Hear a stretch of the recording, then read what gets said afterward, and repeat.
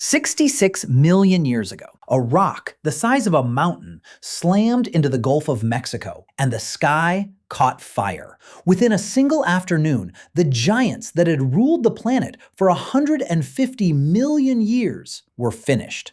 That's the story you know, the day the dinosaurs died. Except they didn't. Not all of them. While the huge reptiles starved in the dark, a few small, feathered, beaked survivors scratched out a living on seeds and insects and slipped through the disaster alive. One branch of that family walked out of the ashes, and this morning, a few billion of their descendants were cracked into frying pans around the world. Every bird alive today is a dinosaur, the feathered survivors of that extinction. But one of them took a very strange path. We took a wary jungle bird that could rocket straight up into the treetops.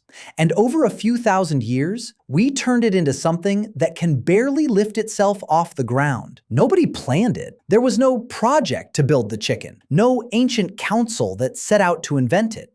It happened, more or less, by accident, and far more recently than you would ever guess. Start with how completely they have taken over. When people picture the creatures that dominate Earth, they think of the big ones, the lions, the sharks, maybe us. By raw numbers, none of them come close. At any given moment, there are somewhere around 30 billion chickens alive on the planet.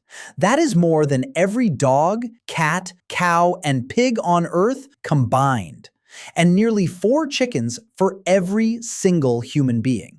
Every single day, humans raise and kill close to 200 million of them. Every hour, hens lay tens of millions of eggs. There are chickens in nearly every country on Earth. So how did a wild dinosaur end up as fast food? Rewind about 3,500 years to the dense forests of Southeast Asia. Living there is a bird called the red jungle fowl, and if you saw one, you might not recognize it as a chicken at all. The male is a flash of copper and green, with a hard, wary eye. The female is small and camouflaged, built to vanish into the undergrowth. It could fly. The modern chicken barely can. A wild hen lays perhaps 10 to 15 eggs in an entire year, and only when she is ready to raise a brood of chicks. Set that bird next to a modern hen, heavy, ground-bound, laying nearly every day of her life, and it is hard to believe they are the same species. Something reshaped that forest bird from the inside out, and the thing that started it was not a farmer with a grand plan. It was rice. Here is what researchers now think happened. As people across Southeast Asia began planting dry rice, they cleared open patches in the forest and left loose grains scattered across the ground. To a hungry red jungle fowl, that is a feast lying out in the open. The rice fields worked like a magnet, coaxing the birds down out of the trees and drawing them toward human settlements. Most stayed cautious and kept their distance, but the boldest birds, the ones least frightened of people, ate the most, survived the best, and raised the most chicks. Their nerve got passed down. The next generation was a little calmer, a little more willing to live beside us, and the one after that, calmer still. No one chose any of this. Bird by bird, the wariest species in the forest was becoming a creature that would follow a person round a yard. In effect, the chicken began taming itself, and we simply took the credit later. It is almost the exact story of the wolf becoming the dog, except here the bait was grain instead of scraps of meat. It's the whole music. And here is where the story stops making sense for a moment. You would assume an animal this important had been with us forever. For decades, that is exactly what scientists believed, that chickens were domesticated 8, even 10,000 years ago, somewhere in China or India. Then, people began carefully redating the bones, and the timeline collapsed. The earliest chicken that everyone can agree on comes from a single rice farming village in central Thailand, only about 3,500 years ago, younger than the pyramids. And when those first chickens spread west into Europe along the trade routes of Greek and Phoenician sailors, people did not eat them at all. They kept them as marvels, exotic and almost sacred creatures, prized for their strange looks and their fighting spirit, buried with honors rather than dropped in a pot. The idea of the chicken as dinner came centuries later. Once people did begin keeping them for food, the transformation accelerated. Every generation, farmers let the biggest, the calmest, and the most productive birds breed, and quietly put the rest in the pot. Do that for a few thousand years, and small changes stack up into something extreme.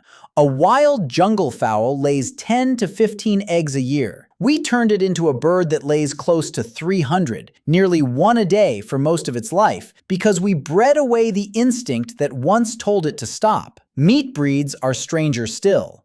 A chicken raised for its flesh today reaches full size in about 6 weeks, growing breast muscles so heavy that many can barely stand. None of this was genetic engineering.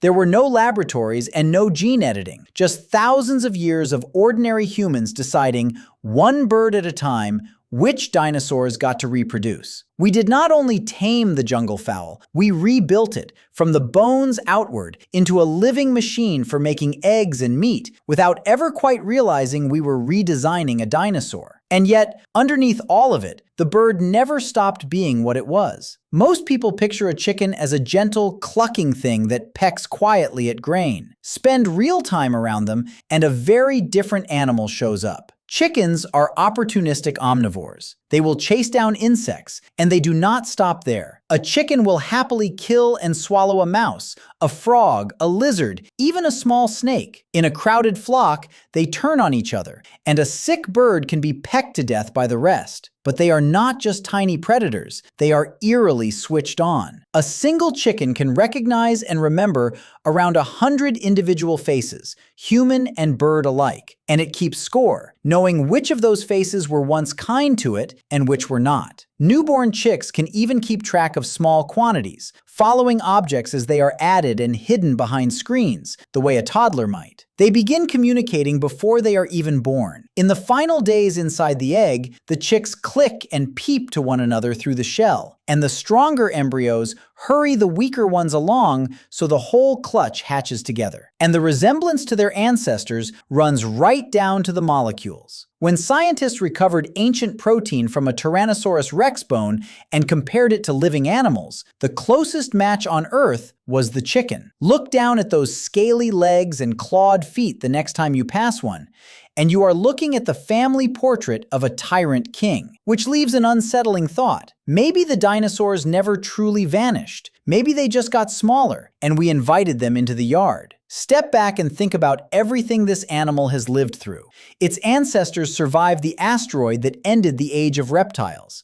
They came through the ice ages, watched the mammals inherit the earth, outlasted the rise and fall of empire after empire, and rode straight through the Industrial Revolution and onto the modern farm. In all that time, across 66 million years, this one stubborn lineage never once went extinct. Instead, it quietly became the most numerous bird the world has ever known, reshaped and multiplied beyond counting by a species that, for most of the story, was not even trying. So the next time you pass the eggs stacked in a supermarket or open a bucket of fried chicken, look a little closer. You are not holding dinner. You are holding a dinosaur, one that survived the end of the world, and then let us reach down and redesign it.